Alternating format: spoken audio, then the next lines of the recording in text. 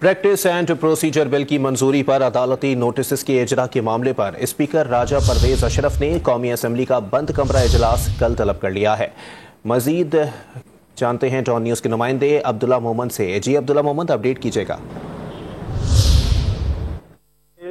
जो practice and procedure bill है जिस पर आज समाअत भी थी, वो उस पर हुकूमत ने आज हुकूमती वज़रा और उनकी इत्तेहादी जमातों ने एक लंबी और तवील प्रेस कॉन्फ्रेंस भी की और अभी एक नई डेवलपमेंट सामने आई है कि स्पीकर राजा परवेज अशरफ ने कौमी असम्बली का इन कैमरा इजलास जो है वो इस सिलसिले में तलब कर लिया है। इजलास कल जुम्मे को बुलाया गया है। हमारे जराये का कहना है कि इजलास 2:03 बजे होगा।